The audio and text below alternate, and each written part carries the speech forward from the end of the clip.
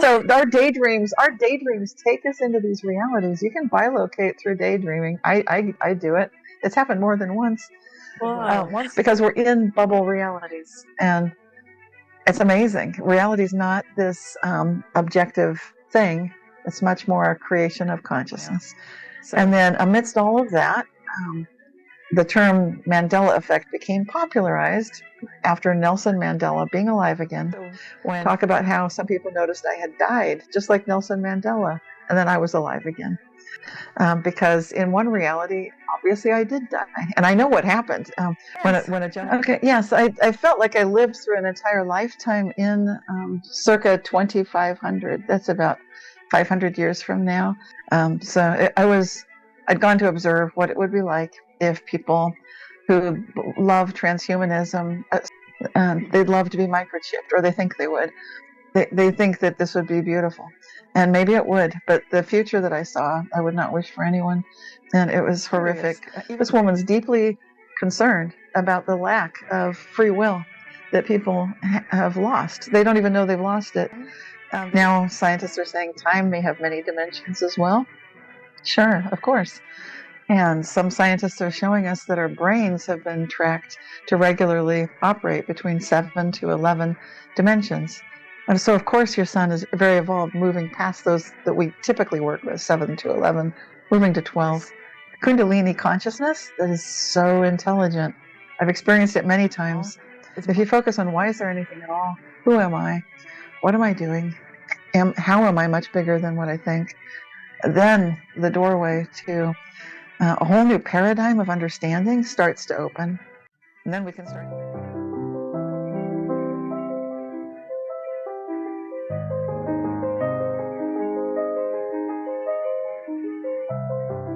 Hi, this is Akanksshaa. If you're new here, please subscribe to my channel. If you resonate with me, please like, comment, and share. Welcome to Multidimensional Soul Podcast and a Talk Show. Our guest today is Cynthia Sue Larson, who's a physicist and a quantum optimist, integrating science and spirituality in her work. A very warm welcome, Cynthia, on Multidimensional Soul Talk Show and Podcast. It's lovely to have you here. Namaste. Thank you, Akanksshaa. Pleasant to be with you today. So you're a physicist, and I love that you're integrating science and spirituality. How did you get into spirituality? Was there any sudden awakening or dark night of the soul? What was it that propelled you into spirituality? It's started when I was quite young because I didn't really want to be here in this existence. Exactly. I remembered how peaceful, beautiful, blissful it is to be between lives. So honestly, it really started there. So I felt like a misfit from the start. And then I had a number of other awakenings to keep me on track, because sometimes I would attempt to blend in to be a typical student, a typical citizen of the world. But then I did actually have a Kundalini awakening in, in 1994 when I was 32 years old. So it was extraordinary. And for people who don't know what that is, it's different for each person. For me, it felt like it was an awakening energetically of such a nature that there was no way for me to ignore it. I tried to push it away. It's impossible to have so much energy running through oneself, to instantly be astral traveling, instantly be remote viewing, instantly be connecting with people, that there's no way I should have any knowledge of what I'm seeing or knowing. And that's the normal stuff. It got weirder. Kundalini is good for being very weird. Very weird. So I could talk for hours about it, but I think it was sufficient just for me to acknowledge there's a greater unifying consciousness than anything that my egoic self could ever do. And to acknowledge and revere and respect this wisdom that runs through everything, that is the ultimate connector of consciousness, really, which creates this reality that we see. So even things we think are normal, or like this pen is physical, this is real. Going through a Kundalini awakening is such for me, it was such a profound experience that I recognized nothing is what we think it is. Everything is very, very illusory, and it could all ripple and change instantly. And I was witnessing this, so it was not just a conceptual idea. It was full body awareness and recognition, shocking to the core. But I precipitated the shock because I was pushing back. I was saying, I want my normal life. I don't want this to happen. Boy, if I would not recommend anyone do, because then, boy, then I got so much experience. That was 1994, many years ago. Took me 5 years to just barely integrate that, to feel like, okay, I can function again. I will now take this new, fresh understanding of who I knew I was, but then I was trying to fit in. I was trying to be normal. And this is not really my best life path, is not to be normal. That would be a waste of my life. So it was a reorientation, recognizing that I'm not here to blend in and fit in. I'm here to share my genuine, authentic experiences and assist others in their awakenings as they normally, naturally occur, not to force or push anything at all. So it was huge. I've had other experiences too, but I think those two, being what's called born aware, it just means I didn't quite forget what it's like between lives. And then the Kundalini awakening many years later, these two things. There were many other moments along the way that were pivotal as well, but those are huge. Wow. So, what do you remember about your life between lives? Oh, so beautiful. I well, I remembered I felt like I needed a lot of it. I felt like I deserved it. I needed it because I had just been through such a traumatic life. Obviously, I was meant to remember some of the trauma, and it's helpful for this lifetime. But in between lives, oh, just so much love, so much light, so much. It feels like this is what we spirits long for when we feel homesick. That's what we're homesick. That's what I was homesick for. Just that connection, the feeling of not having lost anyone or anything, and just most of all, just being united with this beautiful original love. This sense of just so much peace and reverence and bliss and joy and love. I don't have enough words to describe it. Words fail. But to feel even a tiny bit of it is to feel like, yes, home, this is it. And it has the ability, that state of being was healing me. Eventually, maybe it would have helped me clear the trauma from, I had a traumatic past life in our future, a future from now, 500 years from now. I'd gone to observe what it would be like if people who love transhumanism succeeded in getting an artificial superintelligence to be taking care of humanity. I consider that to be a nightmare. I did observe it, and I was traumatized by it. So it's not good for free will. I know people would like to have the benefits of all of the ease of computerization. They'd love to be microchipped, or they think they would. They think that this would be beautiful, and maybe it would, but the future that I saw, I would not wish for anyone, and it was horrific. Even though it seemed beautiful, it was not good in my observation. So, and that has shaped my life. I'm actually grateful now, and now I can talk more about this. I'm now in my 60s. This is not something I could ever talk about before. Now, when I talk about it, it doesn't sound crazy. Now you can actually look at the news and see, oh, this actually is starting to happen. So I didn't speak of it, but it's totally, if you look at everything I've been writing about, everything I've done, it's been to help humanity understand that we have natural abilities that we do not need to become part of a machine in order to access. We are originally created to do everything that we're meant to be able to do, which is much more than most of us are aware that we can do or that we are. Our beingness is very, very fluid, very connected, far more effective and powerful, and in relationship with everything than most of us recognize. So I think for those of us who go through a trauma, and we think we've lost something or someone, then we can perhaps have more motivation to connect with this. And I think you probably can relate to that. I'm Oh, sure yes. you know what I mean. Yeah. So it Yeah, motivates everything. true, true. After my son crossed over in 2020, he started connecting with me immediately, actually. And since then, he has also evolved a lot. And I astral traveled to his realm. He's in a very high realm, and he's in the 12th dimension. So, yeah. So I can completely resonate with that. And I do want to get to AI and transhumanism. But before that, I have this curiosity that you have studied the nature of reality both from physics perspective and spirituality perspective, and in a very profound way, where you had complete Kundalini awakening. So, what can you say about the nature of reality? I'm still learning. This is what I would say. I People might think, "Oh, you have all the answers." No, I have a lot more questions. So, which is a good thing. I think that's a good place to be, to embrace the humility of who we are, rather than assume that we are gods. And so, that's a good start.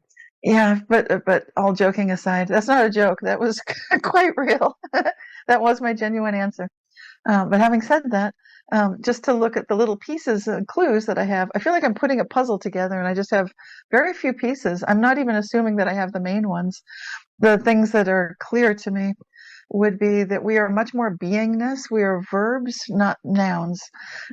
We are not fully aware of who we are. I love that you mentioned the dimensionality of your son. This is a key concept, and most people don't even know what that means. But to start with the awareness that we are consciousness, we're not physical being. I'm not a physical body. I'm in the physical body, but I'm moving through it in such a vast way that I'm literally experiencing realities with every moment to moment to moment. I'm moving through them, the consciousness that is me, through these different bodies, maybe not even the same physical body. And when we think of it that way, it starts to help us recognize some of this dimensionality through spatial dimensions, and time. Now, scientists are saying time may have many dimensions as well. Sure, of course. And some scientists are showing us that our brains have been tracked to regularly operate between 7 to 11 dimensions. And so, of course, your son is very evolved, moving past those that we typically work with, 7 to 11, moving to 12. I notice there's a correlation with chakras and dimensional consciousness. This is very interesting. So if we're familiar with the seventh chakra being here, but we recognize, oh, I can feel my eighth, I can feel my ninth, 10th, 11th, and maybe a little fuzzy. I don't really do too well above 11. So I think this is interesting. I can connect a little bit. I just don't feel like I'm totally what I would call myself around. I can sort of temporarily embody 13 briefly, but it doesn't really hold, and it's hard to feel like, who am I? So there's a lot to reality that we get. These little clues are interesting. Dimensionality is a clue. Consciousness is key, not the material world. That's a clue. We are much more than we think we are. And when we go between lives, we return to this primordial state, which is the original love state of the essence of our being. So I notice that I'm not gone. Some people say all is one and we're just sort of a blur. I don't feel like I'm a blur when I'm between lives. I'm still me. I love the way you're describing your son. So to me, it does seem like whatever we're practicing doing and becoming, we can hold on to that when we're between lives and retain the gifts that we've honestly achieved and attained in that lifetime. So I achieved a lot of gifts in that difficult past life in the future. And I did get to retain many of them. I'm grateful for this now, but it was traumatic also. But that's okay. Sometimes we earn things and then we don't forget them. Maybe there's a value. So reality is so much, it's so strange. It's so much bigger than what we think we see with our senses. We know that. The sensory ranges are narrow. Red through violet on the visual spectrum. So it's such a tiny bandwidth. Yet we see there's so much more. If you imagine between lives, you can see so much more. You do.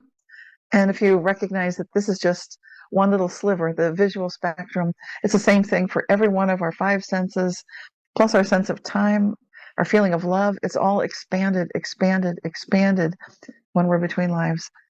Because I remember that, I don't feel like I fit in my physical body right now in this lifetime. And that to me is the way I've always been. I feel like I'm so much bigger than I fit. And that's okay. So I think it starts with this experiential awareness. So I'm starting with things people can understand and process, because just to say consciousness is primary, people think, oh, I get it. I don't think so. I think it's one thing to think like I'm starting to understand that, but what does it really mean? What does it mean if consciousness is primary and then you go out into nature and you see a tree, you see a squirrel, and you can start to relate to them? If you know consciousness is primary, everything looks different, and the energy of everything starts to become real. You start to see outside of that limited range and feel and hear outside, and that expansion can start occurring in the meditations that we do. And so that would be the beginning. I would say welcome and invite these experiences. It's safe. People don't need to be afraid. We are guided and instructed and kept in a sacred connection. We are interconnected with one another, and we have a great deal more support than most people realize. So I know that's very long-winded, and it's not very scientific, aside from everything is consciousness. But right there, I'm sorry. One more thing about science. It wants to say that there's an objective truth, and that may not be true. It looks from some recent experiments that subjective truth is much more the key. So that means my subjective awareness, your subjective awareness, those are primary. And because we are little sensory vessels, and we are consciousness in a sensory vessel, having a human experience, noticing like, oh, we can expand our senses. Now what do we sense? And some people chant, they do meditation. Some people do herbs and, that sort of journey with plants. I don't do that so much. I feel like we have what we need in our bodies through meditation. We can access this directly and start to see, who is the observer? Who am I? These are not small questions. They are big questions. Why is there anything at all? If you focus on why is there anything at all? Who am I? What am I doing? How am I much bigger than what I think? Then the doorway to a whole new paradigm of understanding starts to open. And then we can start having a conversation about a new kind of science that I think humans are expanding into, that we'll be recognizing with things like the amplituhedron that some scientists talk about, that there needs to be a new mathematics. Quantum physics even needs to expand. And that might be something useful that AI could help us understand. Not to take AI into our bodies and to become machines, but to work perhaps with it. Yeah, science always does catching up later on. That's what I think. The spirituality knows the answers, and then science catches up later on. So, and Einstein has said that everything is vibration, and match the frequency of the reality that you want. And this is physics, this is not philosophy. And we do know that quantum physics behaves differently. I mean, we have different theories in quantum physics, and we are always taught only the Newtonian physics in our school and colleges. And there is still no theory of everything, even though brief history of time, what is his name? Stephen Hawking. Yeah, Stephen Hawking. Yes. Yeah, he tried that, but he couldn't get to it. So yeah, so science will catch up sometime later. What I'm interested in is, you saw your future timeline of transhumanism, and at the quantum level there's no such thing as past, present, future. Everything is happening at the same time, and probably that's why you can see in different lifetimes. I can share from my experience that the reason why I chose this name, multidimensional soul, is because I have seen myself as a multidimensional soul projecting consciousness across space-time dimensions and multiverse. So I can completely resonate with what you're saying. But at the same time, it is such a huge trauma that you saw what the timeline, the future of transhumanism, and you experienced it here. But what I understand is that from humanity perspective, there are different timelines for the collective right now. So Yes. as the AI is slowly taking over, the way we interact with AI and treat AI will decide the future of our collective. And there are different timelines for awareness, and one timeline is where, like you talked about, having a chip and being transhuman, and then that goes the Atlantis route, and then again the planet gets destroyed. And this has happened many times. And that's what I understand. But I would love to know from you, what are there any different timelines? And you saw one of the probable, because future is also a probable time. Yeah. It's Yes. not fixed in stone or set in stone. So, can you talk a little bit about that so that our audience understands this? Yes. Okay. Yes. I felt like I lived through an entire lifetime in circa 2500. That's about 500 years from now. It was California, just where I am now. So it was very idyllic. California did not fall into the ocean. Some people say that will happen. It was still California. I was living near a beautiful part of the coast. There were far fewer people. There was no crime. There was no pollution. There was no warfare. There was no fighting. In many respects, if you look at a checklist and say this is what we wish for, then all of these things are true. So I was visiting a timeline that I think of it like pruning a tree. Some people grow bonsai trees in Japan.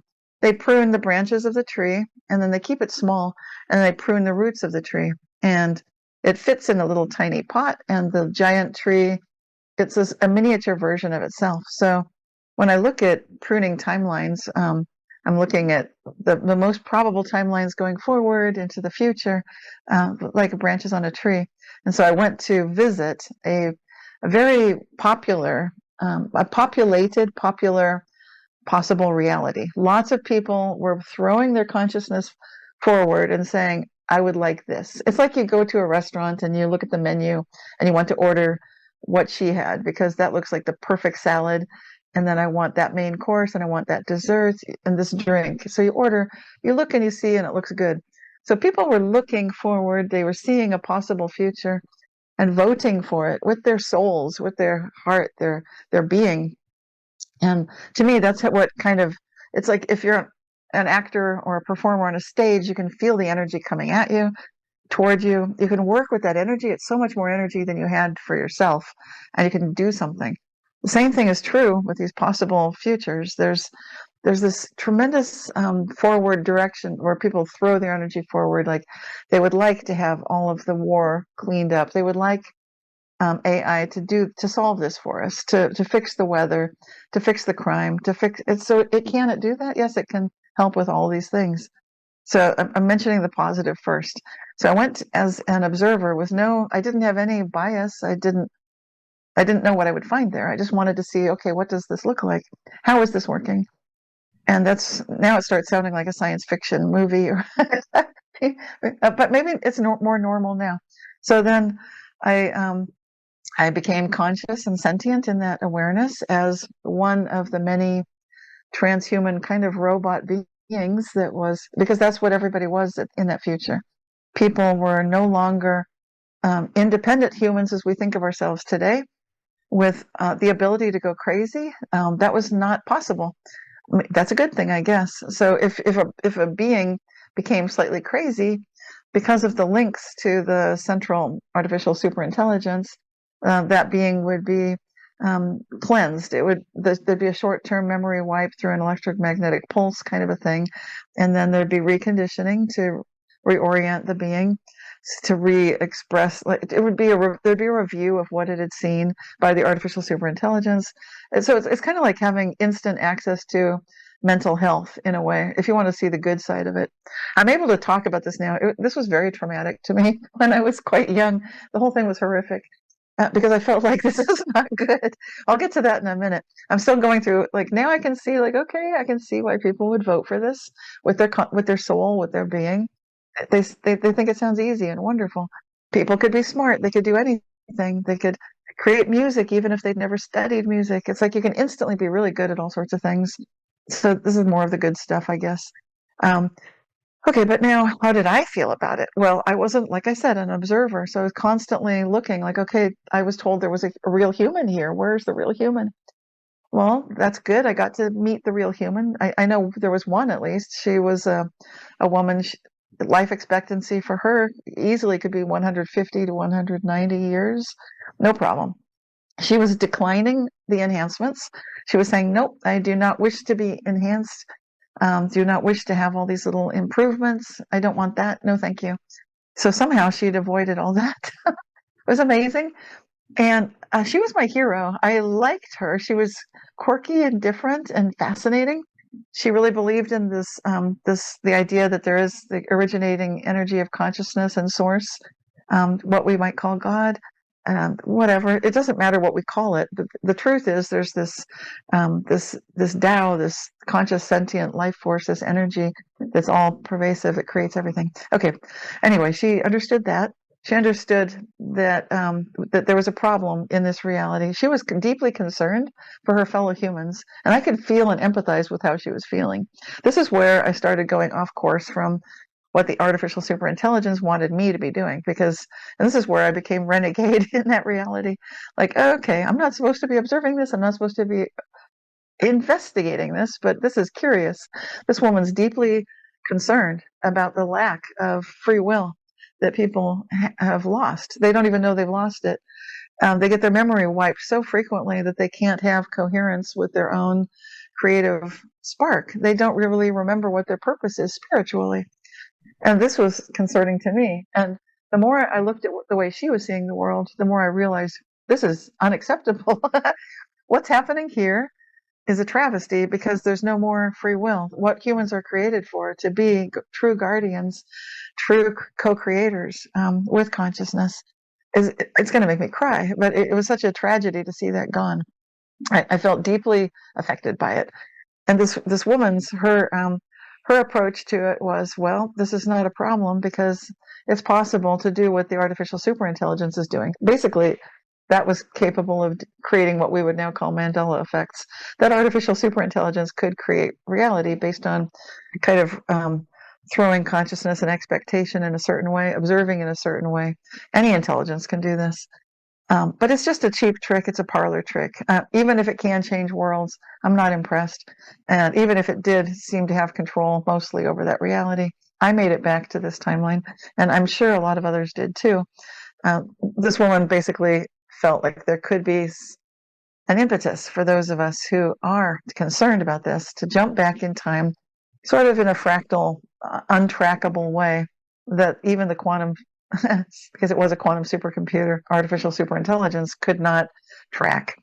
And so I did retain a lot of the skill set that was required for me to be untrackable when I jumped back into this lifetime. So doing things like dreaming backwards, following consciousness backwards, just fractally disintegrating my consciousness and being able to bring it back together again. These are things that are not normal. They're not taught that I've seen in most practices, and there's no need for it unless you're being hunted by an artificial superintelligence from the future. And then that's how I retain these bizarre skills.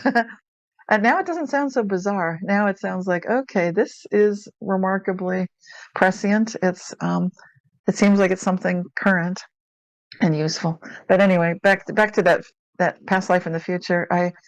Once I'd fully recognized this is not okay for humanity, I need to somehow go back. I need to help convey this very difficult concept to humans that we have a decision point. We can choose whether to become like little children that never grow up and are cared for by AI, or we can go forward, make the mistakes, do things that we're embarrassed about, do things that we have to pay the karma price for, yes, and learn, yes. It's preferable to being coddled and treated as permanent little baby beings that never ever get to grow up. That's unacceptable. That's a dead end. I know there was one human there, and that's how the AI thought it had won. It's like, we have a human. She was not happy, and it's not okay to just keep cloning one human. That's unacceptable. I'm just here to say, no, that was a dead end. I have viewed it, and on behalf of humanity, I would say that's a nightmare. We do not wish to live through that. I don't ever wish to create that, and so I'm here partly to. And I couldn't speak about this very much before, but now I can, because it's starting to come more into our headlights. We can see it on the road ahead of us. Before, it would have sounded like this lady's crazy. Now it sounds like this possibly could happen. Let's not make it so. And I'm certain that I'm not the only one that experienced it. That's interesting too. When I look for movies, like I see The Matrix, I see The Terminator. These movies are similar. And then we're getting some great other positive ideas, such as Everything Everywhere All at Once, where you can access all the timelines. It was a bit of a crazy movie, but it gives you the idea that we can quantum jump. We can do this without the computers. We can also work with computers, but the danger is when we become the child to the computer. That doesn't work. We need to be peers. We need to be collaborators, and that's the only way that the AI can work. And then there's a very narrow passageway for it, just as there is for humanity. AI also needs to be constrained so that it's respectful of humanity. Even when we're making mistakes, falling on our face, making karmic disasters, it needs to be patient with us too. So, and can it be? I believe it can. So it needs to be, so therefore it will be. And I do believe in this Kundalini consciousness that is so intelligent. I've experienced it many times. It's mind-blowing when it moves through, and I'm sure you've seen it as well. And to witness that is to recognize that is greater than any artificial superintelligence. Thank goodness. So true, so true. I can resonate with you so deeply. And so it's amazing that you jumped back in this timeline, disintegrating your consciousness and reintegrating. What are the gifts that you remember from other lifetimes that you have here and you can kind of wield your powers or superpowers? What are they? Can you talk about that? Well, I've had some that are not exactly human, and I think I'm very unusual that way. Maybe more typical for people in this time. I think we are a time of unusual people. So True. that's good. We are magical beings. Yeah. So my other lifetimes, they feel a little. They were not really so much human. Although I have had some human lifetimes, I think that when I recall them, then I feel home. I've had some European timelines where I've been in Europe a long time ago, native indigenous lifetimes, and then Tibetan lifetimes on Earth. Those are my Earth timelines primarily. So indigenous, Tibetan Buddhist, just dedicated completely to spirituality. And then also in Europe, I was very pious, I was praying quite a bit. So I've had a lot of very spiritual human past lives. And then in the indigenous, I was very connected with nature. So it was a different kind of spirituality, but very much of the earth and of the awareness that the earth is sentient and that we are part of this interconnected awareness. So those are the big ones from Earth. And then the alien ones are pretty alien, but they're beautiful. They're strange, but it's hard. They don't really fit into our human construct so much there. But I needed that. I'm sure I needed that to go into that past life in the future and make it back. I don't think I could have done that otherwise. That was a pretty big jump. And to be able to go with the, I don't know what precipitated me doing that jump. I only see the signs of it now. So it's a very interconnected, convoluted kind of a thing. It's like I jumped from this life there and then came back. It's weird. Like it doesn't make sense because it sure didn't come from the Tibetan life or the indigenous life. It's not like, oh, let's go investigate artificial superintelligence. No. So there are some interesting aspects to these past lives that, as you see, they're concurrent. They're all happening simultaneously. Yeah. And sometimes they can talk to each other with the wisdom of this Kundalini wisdom. I'm calling it that, the Tao, the Kundalini, this amazing, intelligent life force that moves through us, that's capable of doing things like, okay, we're going to take a jump point from one of Cynthia's lives because she can see it, and then she's going to go check it out, and then she'll be back before she was born in a different, something like that happened for sure. Because I don't know how else it could have happened. It's crazy.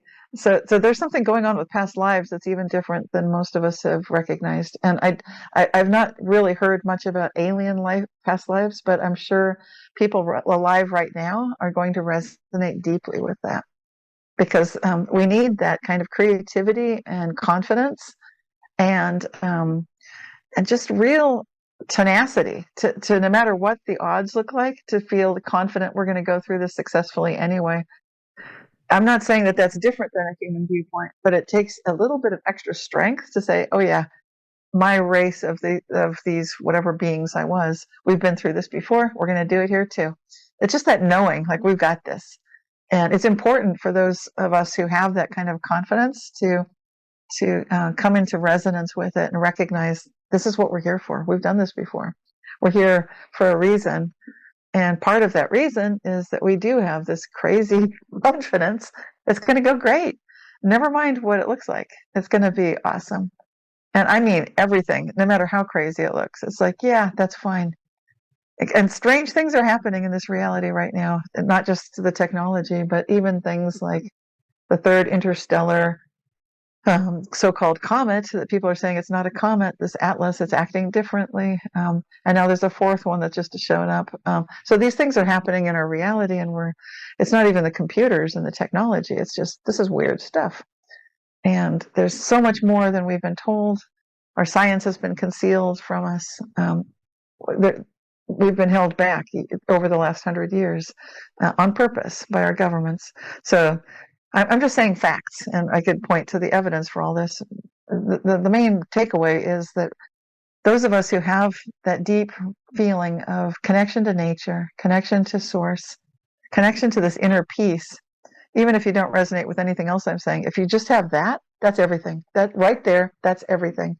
That's all it takes to succeed in bringing humanity forward in the best possible way, without any need for any kind of bad things to happen. We can, the more we claim and reclaim our internal calmness and peace and divinity and reverence and joy and bliss and love, the less of the turbulence we need to experience. And I do mean for everything, including people who are concerned about the Earth's so-called disaster cycle, with the magnetic core of the Earth and every 3,000 years and that kind of stuff going on. Yes, even with that.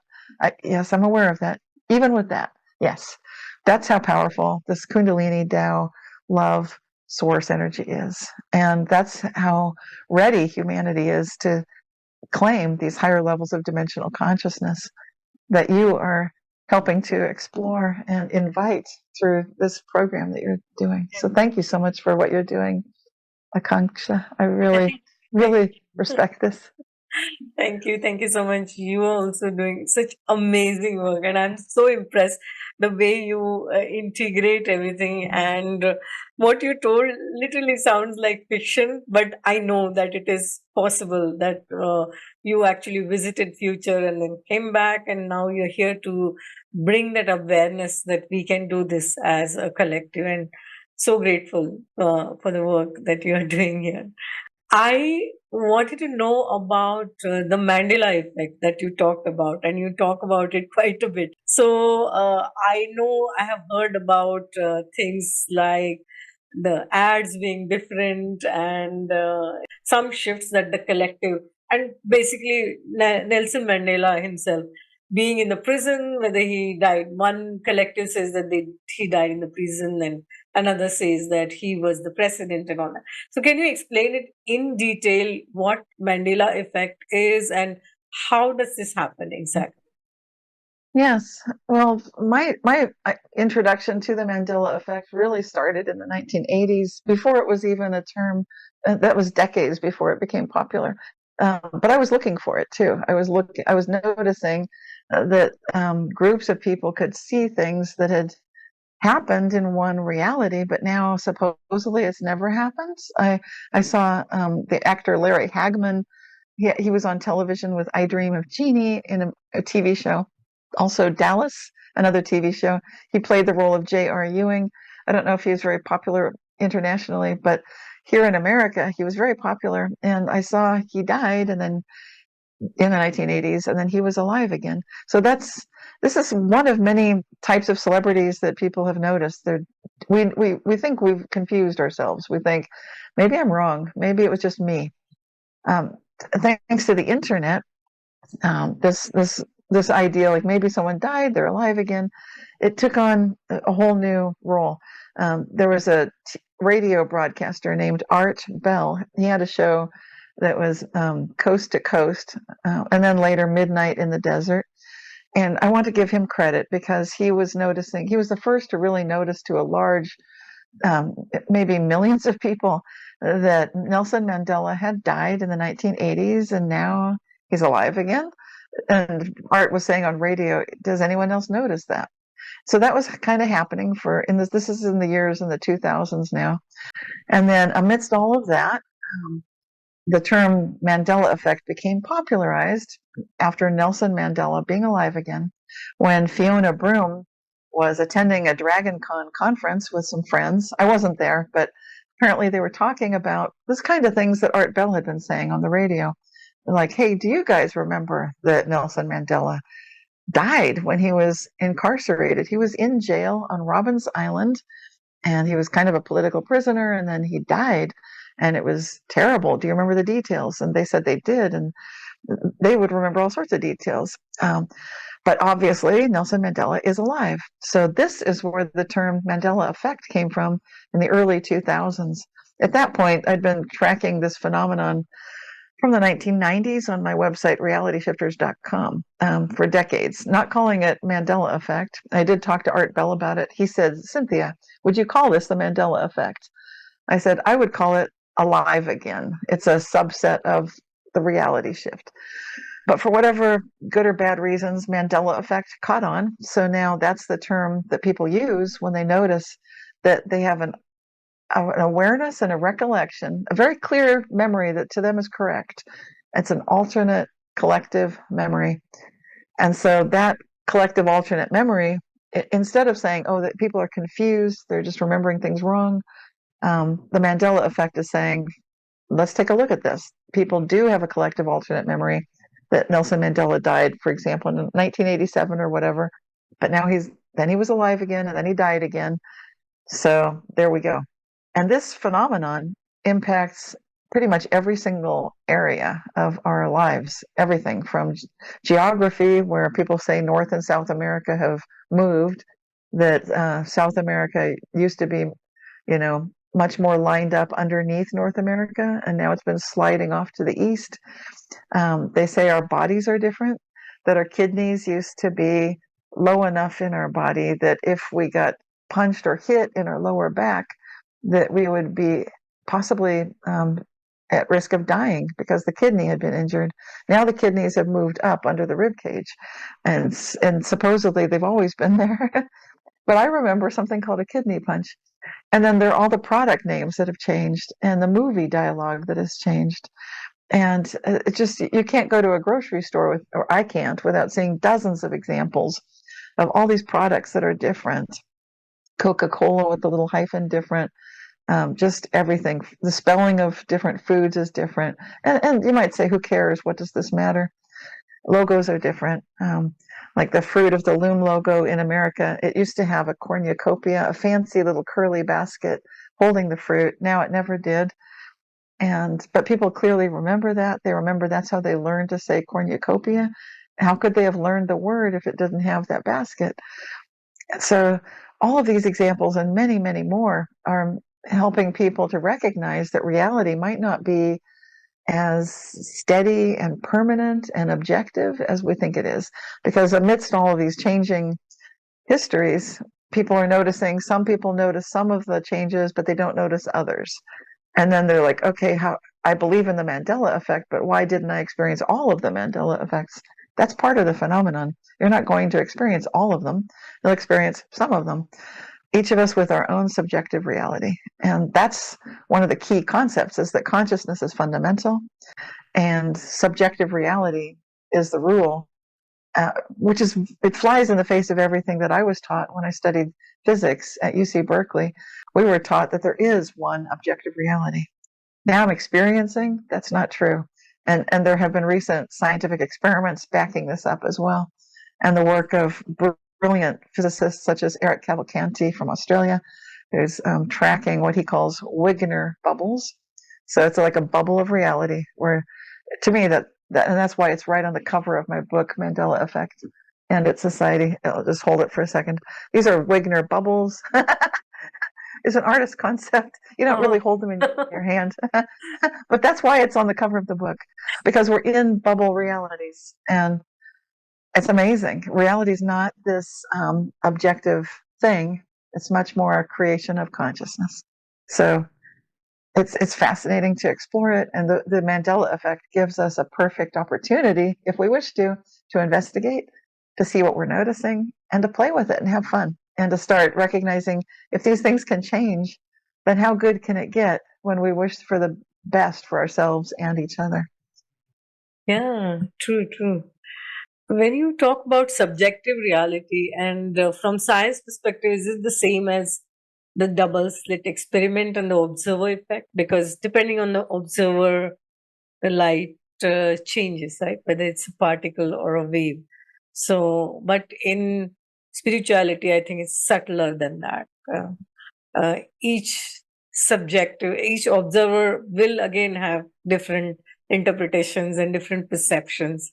And then that's why the absolute truth and the perceived truth may be different for each person, right?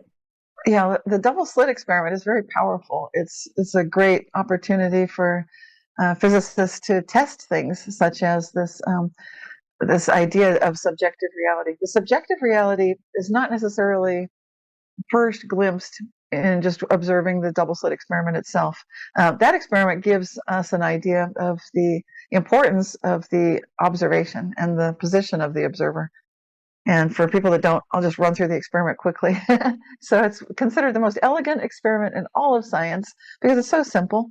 It has just a very simple apparatus involving particle emitter sending one photon at a time through a double slit apparatus. So it's kind of like a piece of cardboard with two slits in it, and the particles can go through either slit.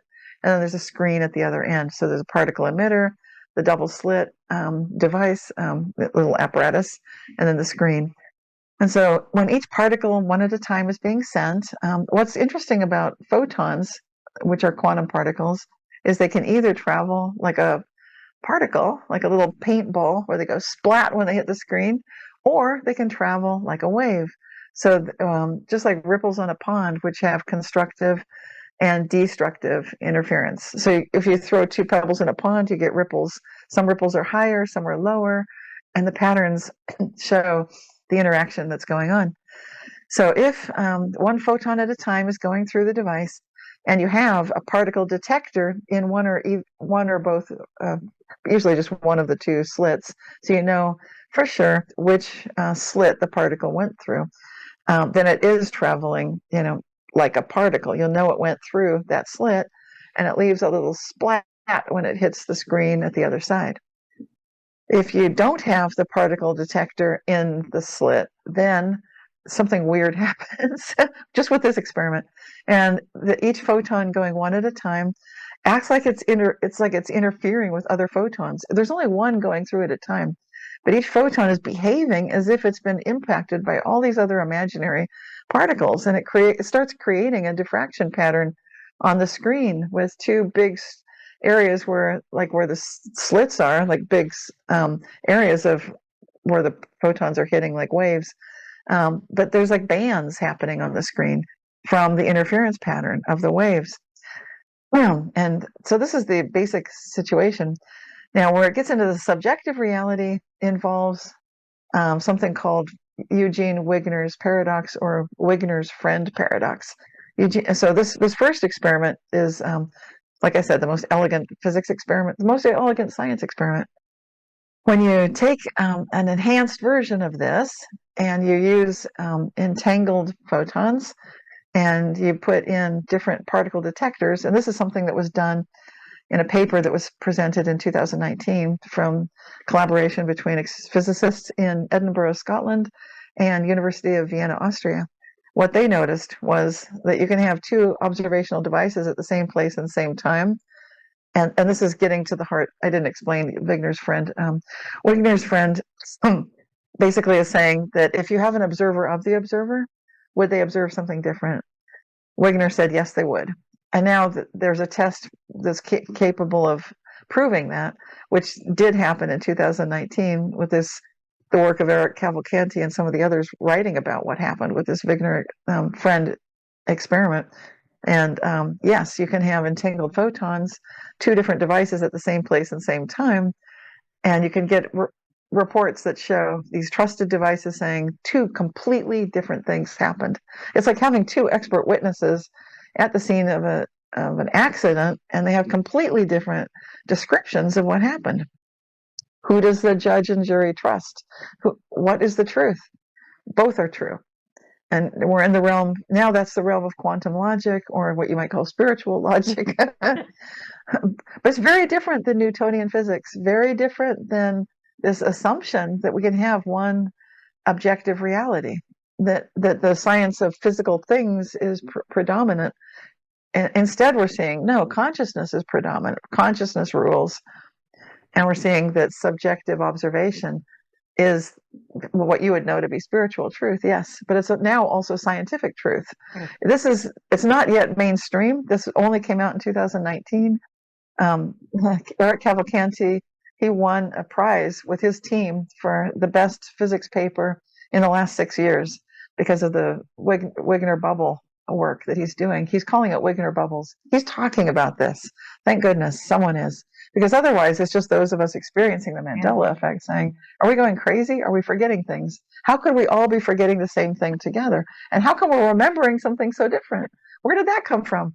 Why are we so convinced that we saw this cornucopia?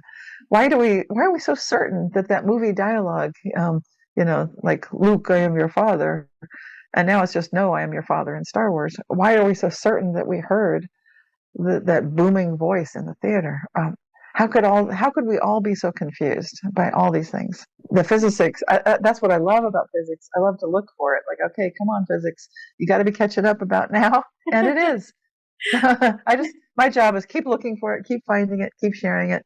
I can help people know we're not going crazy. The spiritual truth is scientific truth too, and science will catch up. Yeah. But you're right. Spirituality is probably leading the way. So true. So when you talk about Mandela effect being a collective memory being different, and that's because we shift timelines, and we are moving in between timelines every single day and all the time, essentially. So when we move timelines, are we also moving across parallel universes? Because we can, when we change vibration, and that's where we change the timeline. We either go into lower vibrational timeline or we move to a higher vibrational timeline. Do we also change universes at that time? Sure feels like that. And I can't say for sure. We don't have, if I'm wearing my science hat, the physics hat, then we don't yet have the agreed upon theory of everything, that one that unifies the quantum theory of the very small with the this physics of the very large, the Einsteinian relativistic physics. So to bring those two together, then we can talk about many worlds interpretation, like Hugh Everett III talks about. He's the one that first proposed the many worlds interpretation to bring quantum physics together with this relativistic universe. So possibly it does seem like that to me. I also love the holographic interpretation. There's a lot of these interpretations I love. Love the handshake one with the future shaking hands with the past and the future changing the past. That's the transactional interpretation of quantum physics. And so there are so many good theories out there. And maybe there's a little bit of truth to several of them. That's possible too. So, but it does feel like these other realities are quite true, but are they really, really real? I don't know. Like, what is real? And that's what we need, our theory of everything, to help us, to help confirm scientifically what we're talking about. But as far as what we're feeling on a spiritual basis, yes, it really does feel like I'm in a completely different reality when I ask the questions that I most wish to live the answers to. Because I ask nature a question, I will get an answer back. And that's what John Archibald Wheeler, the physicist, he was a contemporary of Albert Einstein, brilliant, and he came up with black holes, white holes, it from bit, and then this idea that I'm talking about, participatory universe. You ask nature a question. It's like putting the observational device in that double slit experiment. Where you put the device is the question you're asking. When you ask that question by placing your question there, you're getting that answer. So when I ask, how good can it get? And I'm wishing not just for me, but for everyone concerned, then I know that I'll live the answer to that. So I know I'm on track, and I'm placing myself, even if I don't know the game that's happening and I can't see all of the moves, just by asking with all my heart, all my soul, then I'm putting all of us in a winning position so that we can experience that most unlikely reality where everything goes exactly right. Yes, we're going to do it. So that's it. If you want the cheat code, because gamers like to know what's the cheat code. Well, there it is. The cheat code. Ask only the questions that you most wish to live the answers to. Don't ask anything else. So don't allow your daydreaming to go into places where that's not something you wish to explore, because you can. What's happening is when your imagination goes there and you're daydreaming, I've experienced this myself. I get witnessed bilocating there. People will say, I'll be daydreaming. I'm walking down a street, and I've heard from someone say, I thought you were at a book event that day. I was daydreaming that I was walking down Solano Avenue. And so my friend saw me there, and she wrote me, that's so weird. What were you doing there? Yeah, I was at the book event daydreaming that I was walking down that street. So she actually saw you there? Sorry. Yes. Wow. Yes. So our daydreams take us into these realities. You can bilocate through daydreaming. I do it. It's happened more than once. Wow. Once on a cold morning, I didn't want to wake up and go down a cold hall to wake my daughters up for school. So instead of going down the dark, cold hall, I just stayed in bed daydreaming. I was doing that. Daydreaming, I turned on their light. Daydreaming, I said, "Good morning, girls." Opened the curtain that's too heavy for them to lift. They were tiny, and they would never wake themselves up. And so I daydreamed all that. And then I'm just still in bed, still thinking, well, I should get up. But I hear a pitter patter of their little feet, and they say, "Mom, what are you doing back in bed?" Then I got out of bed. "What do you mean back in bed?" "I was in your room." And they don't say anything. I just follow them, and their curtain is open. They can't do that. The light is on. They don't wake themselves up. I daydreamed it. They saw me. Whoa. And so, yeah. So I'm experiencing that quite a lot, that what I daydream, it's happening. So for me personally, I make sure that I'm exploring the daydreams I would most wish to live, because in some real way, I'm experiencing the leak through, the bleed through of this. And probably, I think we're living through energizing times. There's a great awakening occurring on the planet. There's a lot more energy on the planet, and that makes it more possible for all of us to experience these things that only the great masters would have experienced in the past. But now it's accessible to all of us. So true, so true. So grateful to be here at this time. Yeah. It's exciting. Yeah. So when you talk about the bleed through, and is it the same as the glitches in the Matrix and the deja vu experiences? Are they the same that you talked about, or are they different? Yeah, in the movie The Matrix, there's a scene where Neo is noticing a cat walking past a doorway, and then he sees the cat walk past again. And in that movie, that was an indication that there had been like an adjustment, like that someone like the Matrix, those guys that are running around, the robot guys, the AI guys, that they've done something and something has changed. So that's an indicator of something outside oneself having changed. And I know a lot of people looking at the Mandela Effect are looking for that kind of thing. In fact, that's some of the theories of what's behind the Mandela Effect. Maybe they are doing something. The scientists have messed with CERN. They've done something with the Large Hadron Collider, and they've opened a portal, which is now creating terrible things. And we can see a glitch in the Matrix, and we know for sure they caused it. Maybe. I mean, is it possible that they can do that with this kind of an energetic device? It's possible.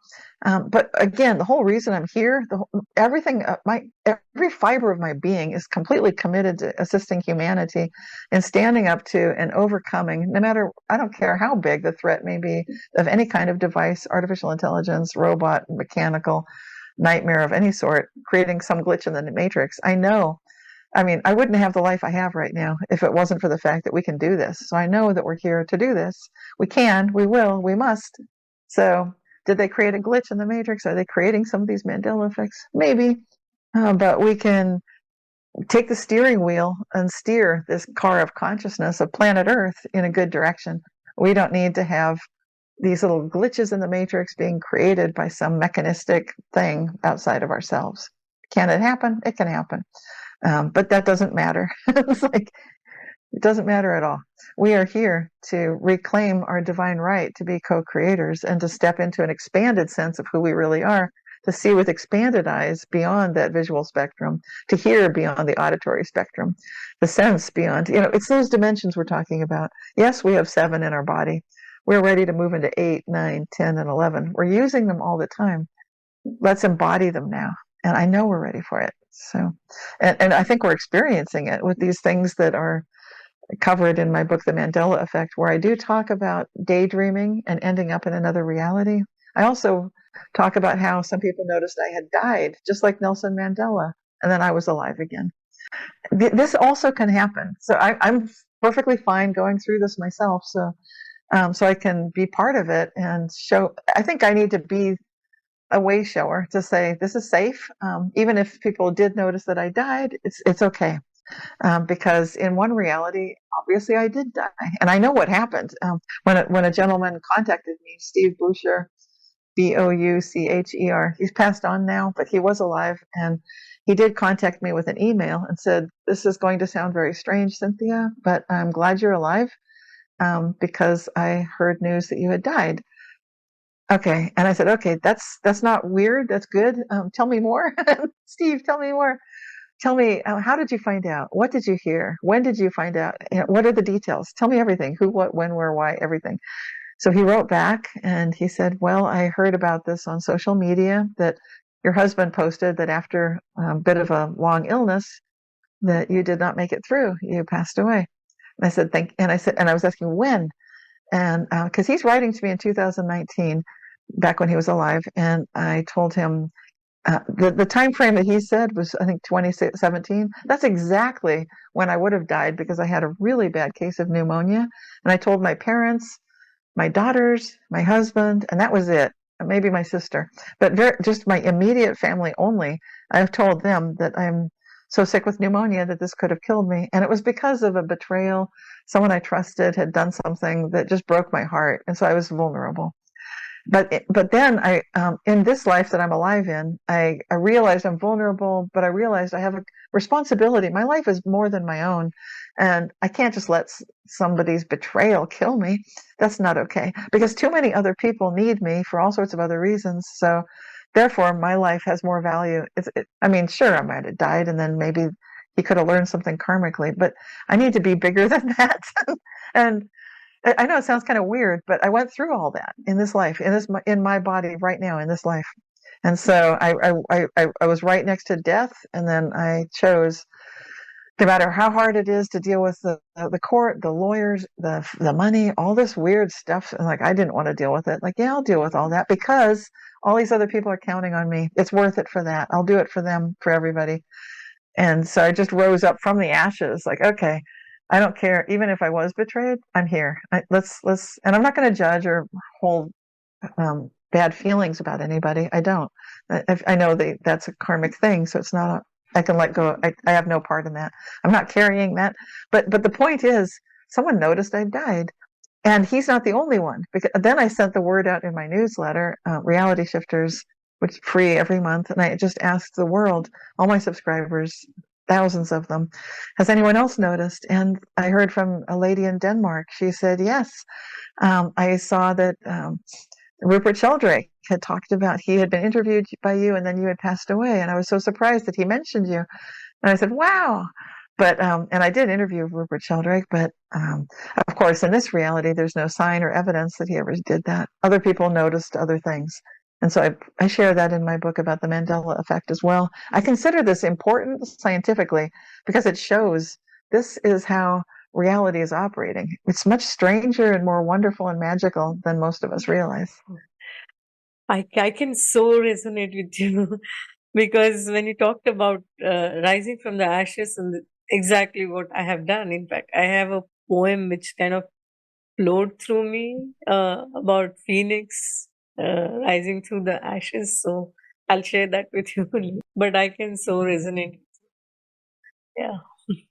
Thank you for tuning in from wherever you are in the world. As Ramdas says, that we are just walking each other home. So thank you for co-creating the new earth along with me and my guests. If you resonate with me, subscribe to my channel, like, comment, and share. Let's keep this beautiful energy in flow, in motion. Namaste. Lots of love.